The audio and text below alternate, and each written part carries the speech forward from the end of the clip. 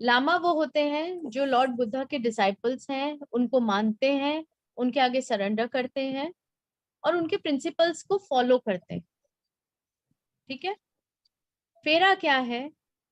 फेरा वो होता है जब एक हीलर जो लामा है, ऑलरेडी वो लामा होता है, वही हीलर हीलिंग कर सकता है लामा फेरा की। तो वो जो जब हीलर अपने पेशेंट के चारों तरफ घूमता है, ओके, उसको फेरा कहते हैं। और वो 2.5 राउंड्स लिया जाता है उसके चारों तरफ।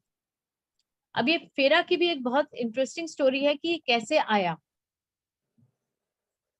देखिए, मैंने कहा ना, हर चीज का कोई ना कोई पर्पस है। जो भी चीज हमारे सामने आती है वो कहीं ना कहीं से शुरुआत होती है उसकी। तो आप लोग सब जानना चाहते हैं कि ये सब कहाँ हाँ से भाई। आया है? भावना हाँ। जी, प्लीज अपना वो कीजिए।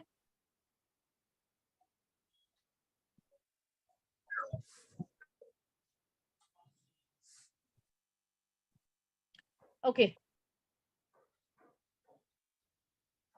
कहाँ थे हम? सॉरी। तो फेरा जो शब्द है उसके पीछे भी एक बहुत इंटरेस्टिंग स्टोरी है। एक लेडी थी, 2-3 नामों से जाना जाता है उनको। चारिका, ठीक है। वो एक बहुत बड़े सेठ की बेटी थी, सॉरी वाइफ थी, बच्चा था उनको।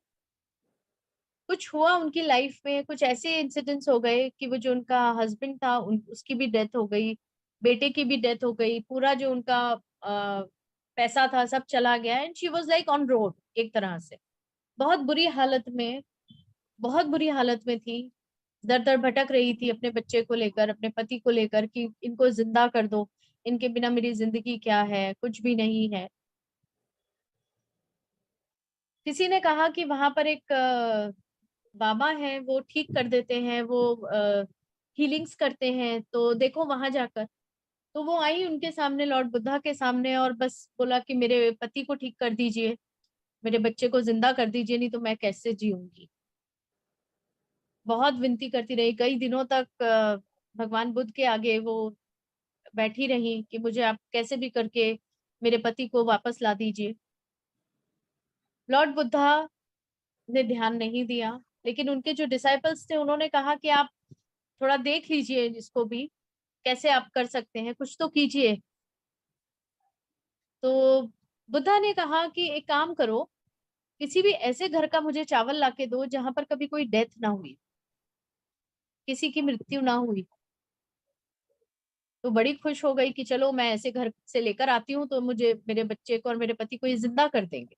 वो गई, दर दर भटकी, कई सालों तक हर घर में गई, जहां तक उसकी पहुंच थी, कई गांव में भटकी। अल्टीमेटली वो आके लॉर्ड बुद्धा के आगे गिर गई कि मुझे ऐसा कोई भी घर नहीं मिला जहां कभी किसी की कोई मृत्यु ना हुई, और बेहोश हो गई। अब जब वो बेहोश हुई, अब क्या होता है, देखिए, जब हीलिंग्स होती हैं और इस टाइप की चीजें होती हैं तो एनर्जीज जब होती हैं तो मेल और फीमेल एनर्जीज आप लोग को तो मैक्सिमम सब लोग जानते हैं, समझते हैं। तो जहां पर मेल प्रधानता होती है ना, लॉर्ड बुद्ध, उनके 5 डिसाइपल्स, वो सब मेल। तो फीमेल का इस तरह से उनके वहां पर आना किसी को अच्छा नहीं लगा। तो भगवान बुद्ध ने क्या किया, अपने डिसाइपल्स को बोला कि इनको यहाँ लिटा दो। और भगवान बुद्ध ने अपने गले की माला निकाली, उस लेडी के चारों तरफ उन्होंने 2.5 फेरा लिया और उस माला को उसके हार्ट के ऊपर रख।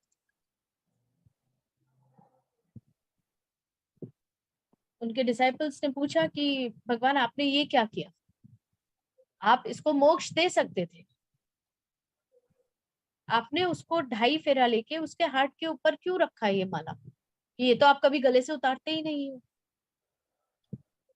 तो भगवान बुद्ध ने कहा कि अभी इसकी जिंदगी है, इसको मोक्ष में नहीं दे सकता हूँ, जबकि इसको ज्ञान प्राप्त हो चुका है कि इसका पर्पस क्या है लाइफ का, कि मृत्यु जिसकी हो चुकी है वो वापस नहीं आ सकता।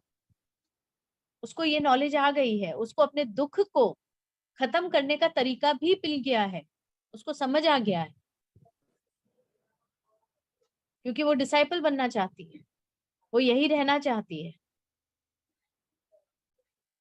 तो उसकी जो अवेकनिंग थी, उन्होंने उसके हार्ट के ऊपर अपनी माला रखकर करी, ताकि उसको सारी नॉलेज जो अभी तक वो इस आवरण के अंदर रहकर समझ नहीं पा रही थी, वो उसको नॉलेज गेन हो गई, वो उसको नॉलेज मिल गई।